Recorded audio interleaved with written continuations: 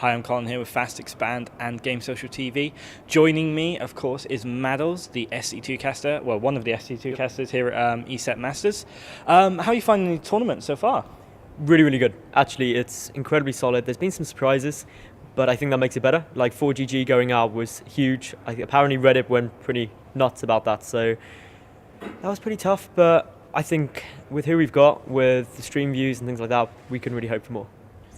Definitely. I mean, the Reddit community generally go nuts about pretty much anything, but it was over the kind of map score over who beats who. Where do you stand on that? Well, this is where it's a bit difficult because obviously what happened was Baby Knight beat 4GG. They had equal scores, but 4GG had a slightly better map score. But because they played head-to-head, debate was, do you go head-to-head score or do you go on who did well in the group?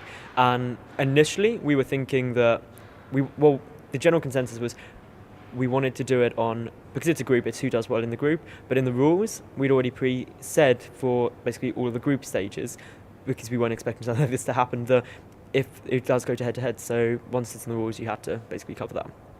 Definitely. Obviously, it was stated to the players what would happen in those sorts of situations. Still a lot of controversy behind it, but no coin flip.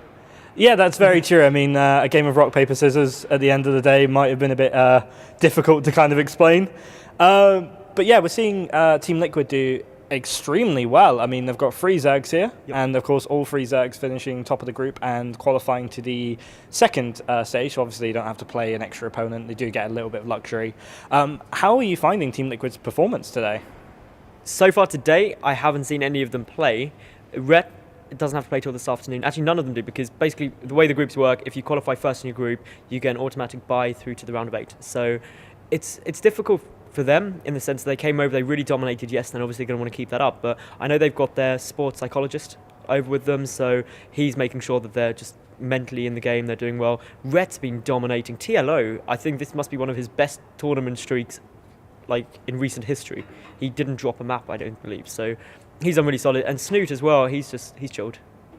Except they're all wearing Snoot tops. Like, everyone's called Liquid Snoot. They've all just got his t-shirt on, which is going to confuse a lot of press people, I reckon. Yeah, even though they're severely different looking people. I was going to say, we did get a few great pictures of TLO wearing a Snoot shirt, which just shows how close Liquid are, obviously. But let's not forget, the only non-Liquid player in the round of 8 currently is, of course, 15-year-old HeroMarine. What do you make of him so far? I called this ages ago. Like, I'm just getting this on camera. I called this. You can check the VODs. Back to the qualifier when HeroMarine signed up, and everyone was like, "Oh, who's HeroMarine?" Like, yeah, whatever. Like, he's gonna go out. I was like, "No, he's really good," because I cast loads of his games on my YouTube channel, and he took out some really solid people, top level Koreans like Butcher, and then he came and knocked out lots of good people. He beat Krang quite convincingly, and the thing with him is he's young, but he's still so solid in all of his mechanics. No aspect of his play is really excelling, but nothing is a weak spot for him. So it's really difficult for, especially lots of the pros who are used to researching people, to actually counter-build him or anything like that, because you're straight away sitting there saying, well, it's not like anything works particularly well, but he can execute anything he wants against them, because a lot of the people he's up against have a huge back catalogue of games, play styles and things like that. And because he's young, he's not afraid to look outside of the box. He doesn't have any pressure on him. He's got just that carefree that, as well as he does, it's fantastic. Even if he went out now, he got an amazing result, and it's really good for Mouse and everything like that. Definitely. Obviously, you're praising everyone in the round of 8 so far. I mean, obviously the 3 Liquid Zergs and, of course, HeroMarine now. Who's your money on for overall winner? That's really tough to say. I can't call it at the moment. It's too close. There's people who I think are looking good. Like, obviously, TLO did amazingly. Rhett's looking really, really solid.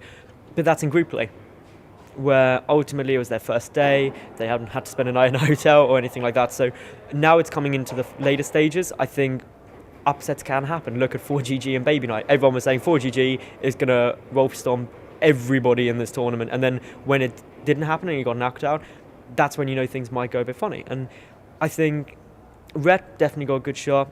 TLO is looking quite promising as well. I want to also say Johnny Rico seems to be really looking solid, and he took out 4GG as well.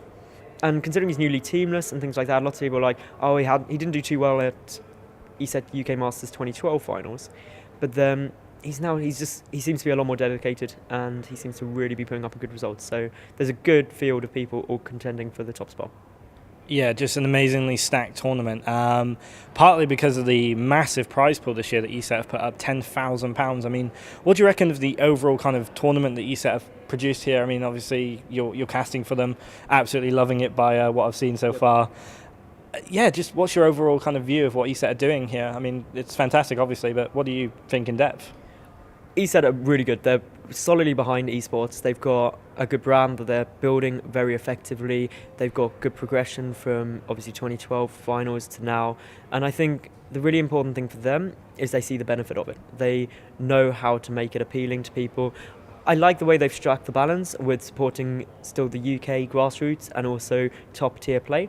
And I can see that continuing. Like, they've not just done this event. Obviously, there's online qualifiers. They've run weekly show matches for what seems like forever now. And they're again good players. And they do things like having the Challenger Series for only UK players, which just helps them get a good exposure and then going on to being a top level best of 9. So they've got a good full plan. They're not like some people who are just like, oh, we'll do a tournament and just throw some money at it and expect it to work. They've got a good progression strategy, and it's really good working with them. They're really solid guys. Yeah, that's absolutely fantastic. Putting on 2 amazing tournaments so far, and more to come, I hope. How are you finding casting up there? I mean, it's been a grueling couple of days. I think you don't really notice them. Once you get used to it, the first LAN you ever do, you're knackered, and I am now. You get incredibly tired mentally, because it's a funny thing.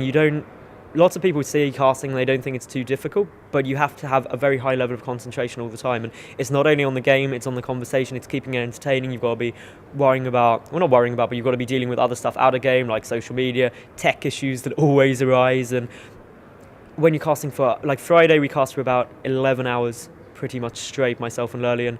And then yesterday, myself and Lurlian cast on the main stage for a good 5-6 hours, and then we came into groups, and you just get into that point where actually you're constantly going, but you get into a rhythm. And my voice hasn't died at all yet, so I can't complain about that.